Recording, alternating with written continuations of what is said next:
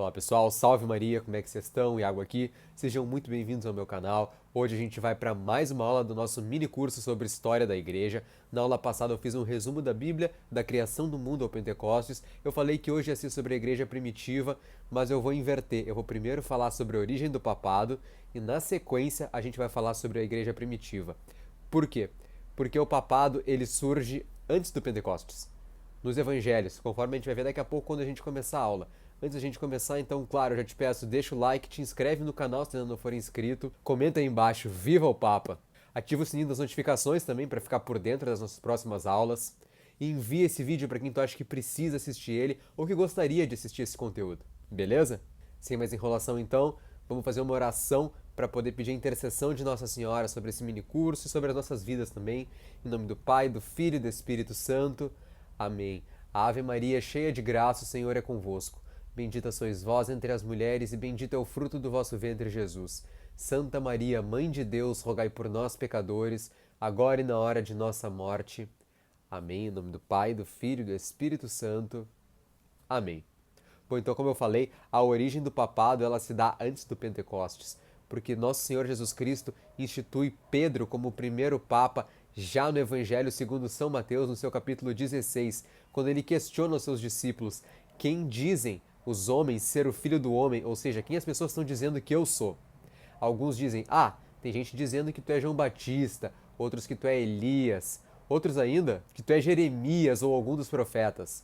Então o Cristo pergunta, e vós, quem vocês dizem que eu sou? Então Simão, tomando a palavra, diz, tu és o Cristo, o Filho do Deus vivo. Ao que Jesus responde, feliz és tu, Simão, filho de Jonas, porque não foram a carne ou o sangue que te revelaram isso, mas o meu Pai que está no céu. Por isso, em verdade te digo, de hoje em diante o teu nome será Pedro, que em aramaico é Kefas e significa pedra. E sobre ti eu edificarei a minha igreja, e as portas do inferno jamais prevalecerão contra ela. Eu darei a ti, Pedro, as chaves do reino dos céus, e tudo que tu ligares na terra será ligado no céu, e tudo que tu desligares na terra será desligado no céu. E vale ressaltar aqui, sempre que o Senhor troca o nome de alguém nas Sagradas Escrituras, é para dar uma missão a essa pessoa, e isso em nada difere nesse momento. Ainda há uma segunda passagem no Evangelho segundo São João, do capítulo 20, onde Santa Maria Madalena vai contar aos apóstolos que foi ao sepulcro e o Senhor havia ressuscitado. Então São Pedro e São João vão juntos ao sepulcro. São João é mais novo do que São Pedro e ele chega antes à porta do sepulcro, mas ele não entra. Ele deixa que São Pedro passe à frente dele. Por quê? Porque ele reconhece a autoridade de São Pedro. Ele é o chefe dos apóstolos instituído por Cristo. E há ainda uma terceira passagem encontrada no mesmo Evangelho segundo São João, do capítulo 21, onde, depois de já ter ressuscitado, Jesus aparece aos apóstolos na praia do lago de Tiberíades. Eles tentaram pescar à noite e não conseguiram um único peixe. Então Jesus aparece e orienta a pesca deles. E o resultado é que eles nem conseguem puxar as redes de tão pesado que elas ficaram pela quantidade enorme de peixes que eles pescaram. E vejam que aqui a gente não está simplesmente falando de peixes, mas de almas. Porque não é pela nossa força que a gente vai conseguir levar as almas para Cristo, mas ouvindo e fazendo aquilo que Ele nos manda. Só que não é sobre esse ponto da passagem que eu quero falar, mas o que acontece na sequência. Porque Jesus pergunta a Pedro por 3 vezes se ele o ama mais do que os outros apóstolos amam. E São Pedro responde que sim. E a essa resposta de São Pedro, por 3 vezes Jesus diz, então apacenta as minhas ovelhas. Ou seja, cuida do meu rebanho espiritual, a minha igreja. Conduza as almas dos fiéis ao céu.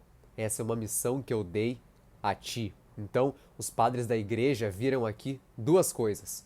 Um apagar das negações de Pedro quando perguntaram a ele se ele conhecia o Cristo e por 3 vezes ele disse que não. E 2, a confirmação da missão dada a Pedro pelo próprio Cristo para que ele fosse o chefe da igreja que Nosso Senhor fundaria. Assim, portanto, nós vemos que o Senhor nos deixou um sinal claro de qual era a sua verdadeira igreja, porque só numa está o sucessor de São Pedro. E essa igreja é a Santa Igreja Católica de Roma. Vejam, Jesus disse, tu és pedra e sobre ti eu edificarei a minha igreja. Ou seja, onde está Pedro, ali está a igreja de Cristo. Igreja essa que é una, porque não existe outra igreja. Santa, porque é o corpo místico de Cristo, que é santo. Católica, porque qualquer pessoa de qualquer época pode ser batizada e se juntar a ela, e todos são convocados a fazer parte dela. Apostólica, porque todos os seus bispos pertencem a uma linha sucessória ininterrupta que remonta aos santos apóstolos. E romana, porque aquele sobre quem a Igreja de Cristo foi edificada é bispo de Roma. Cidade essa onde o primeiro papa inclusive foi morto e onde até hoje residem os seus restos mortais. Sim, São Pedro está enterrado exatamente abaixo da Basílica de São Pedro, sendo esse um sinal visível de Nosso Senhor de que a Igreja Católica seria edificada sobre ele. É um sinal literal das palavras de Nosso Senhor Jesus Cristo. E caso alguém questione a veracidade desse fato, já foram feitas escavações que encontraram o túmulo de São Pedro exatamente nesse local onde a tradição sempre ensinou que estava. E nele havia ainda um quirô inscrito, que é aquele famoso PX, que significa Jesus Cristo, utilizado pelos primeiros cristãos. E esse martírio de São Pedro, ele se deu da seguinte forma: São Pedro foi a Roma para poder pregar a palavra de Nosso Senhor. Só que lá chegando, conta a tradição que ele teve medo e decidiu voltar. Então ele teria visto Nosso Senhor indo em direção a Roma e perguntado: "Aonde vai, Senhor? Quo vadis, Domini?" Ao que Jesus teria respondido para ele: "Vou ser crucificado por ti novamente." Então Pedro interrompeu Jesus e adentrou a cidade. E lá, ele foi preso, condenado à morte de cruz, só que ele disse que ele era indigno de morrer da mesma forma como Deus foi morto, e pediu para ser crucificado então de cabeça para baixo. E a execução de São Pedro, ela se deu próximo ao obelisco, que hoje se encontra no centro da Praça de São Pedro. Bom, com a morte de São Pedro, ele foi sucedido na chefia da igreja por São Lino, que é citado em 2 Timóteo 4, versículo 21. São Lino também foi martirizado e foi sucedido por Santo Anacleto. Santo Anacleto também foi martirizado e foi sucedido por São Clemente I, que é citado em Filipenses 4, versículo 3. E esses foram os papas da igreja no primeiro século. Já na virada do século, São Clemente I foi sucedido por Santo Evaristo, que foi o primeiro papa a dividir a diocese de Roma em paróquias, que são não necessariamente templos, mas são pequenas comunidades, como a gente vai falar um pouco mais na próxima aula, cujo tema será então a Igreja Primitiva. A gente vai partir do Pentecostes e avançar o restante desse primeiro século, vendo a história da igreja como um todo. Beleza? Muito obrigado pela companhia, espero que o conteúdo tenha sido edificante para ti. Peço então que rezem uma Ave Maria por mim e desejo que Deus Nosso Senhor abençoe vocês e as famílias de vocês e que Nossa Senhora interceda sempre por vocês. Forte abraço então e até a próxima!